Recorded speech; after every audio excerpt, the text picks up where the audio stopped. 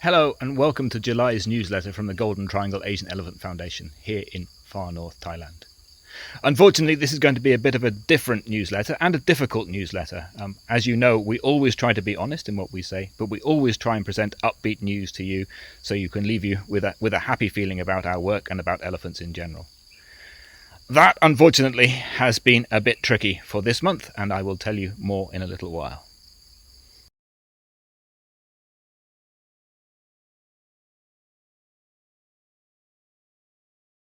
Those of you who know us may have noticed we've been a little bit downbeat, and that's because there have been a couple of very, very sad events in the past 2 months or so.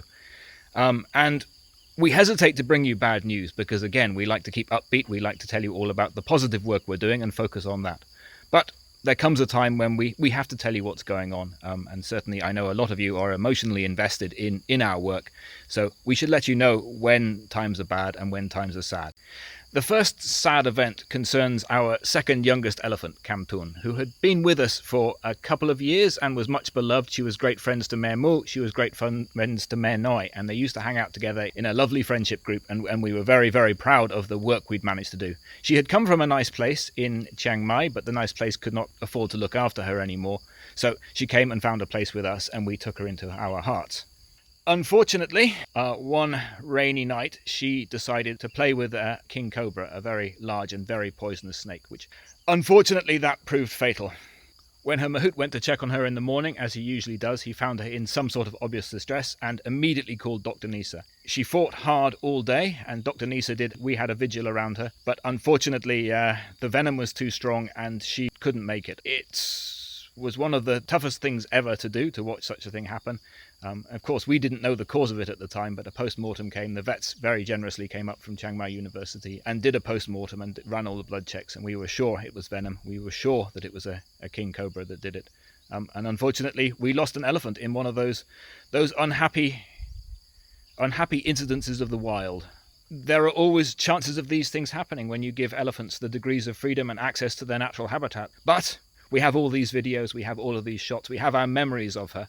We know for sure that what we did for her, we gave her what would have been a certain future had this incident not happened, and we kept her with her friends. We made sure she had friendship groups and what elephants I think need the most, access to their natural habitat and a bit of freedom. All we can do now is look back on the videos and remember. Her friend, her aunt Mare Mu, seems totally unaffected. She's gone on. Her and Mare Noi are always together. Luckily it was a group of 3. You can never tell what's going on behind an elephant's eyes, but we continue to do what we do, and as I say, watch the videos, look at the pictures, and remember her in our hearts.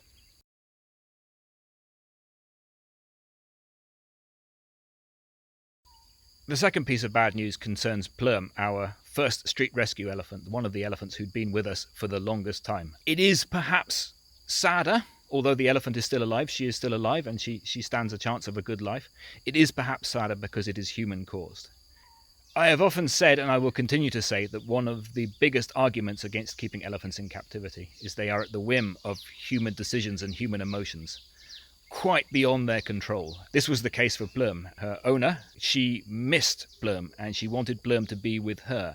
Now that, as you all know, involved moving her away from her steady home for the last 17-something years, moving her away from her friendship group, and perhaps all she's ever known. Her only other memory would have been street begging in Bangkok. She has gone back to Ban Ta Klang village in Surin, where there are already 300 elephants, and we're already having emergency requests for help down there because of the number of elephants and the lack of fodder. So again, an argument for me against keeping elephants in captivity is because when somebody owns an elephant and they decide they miss and want to be with their elephant, they are sometimes quite prepared to drag that elephant away from everything they've known to keep them close to themselves, which is a very human failing. Pleum is still alive. She is well. She will be well looked after, the people down there, but she will not have the access and the friendship that she had here and the access to the natural habitat that she had here. We are not sure if the owner has any plans for Pleum's long-term future. But one thing we might just add is that there is now a trend from that village in order to go, rather than street begging, to use videos for begging from YouTube. And we would urge people to think very, very carefully before donating to those videos. If you donate to us, we are a Thai registered foundation. You know the money goes to help elephants. You know where that money's going. Now, I'm not saying that the owner is dishonest. She was very, very clear to us at the time that she wanted that elephant because she loved it and she wanted it back, and we have no reason to doubt that that is true. But if you see any of these videos begging for food, please do think twice before donating. There are organizations such as ourselves who can help, and that money will be targeted to help elephants, targeted to help the elephant keepers in a sustainable manner, which is something that doesn't always happen with donations made to personal bank accounts.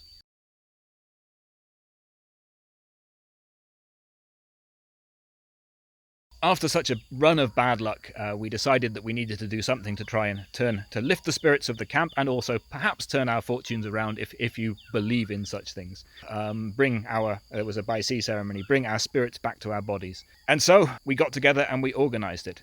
It was a great event, helped lift the sadness from our hearts to a certain extent. Mahout's hotel team, ourselves, we all got together and cooked a massive meal. We fed the monks, we fed ourselves, and as I say, we lifted the spirits, we were all blessed. And hopefully this is a turning point. As you know, there are always good things happening in camp. There are always good things happening around. We must focus on the success stories, the fact that we still have 20 elephants here and one more success story to come next month, which we will tell you all about. We must continue to keep that in our hearts and to keep moving forward. We are a strong team. Hopefully the Tambun has turned the corner for us and we have nothing but good luck moving forward. But then, until August newsletter, thank you very, very much for watching, and we wish you all a very good month.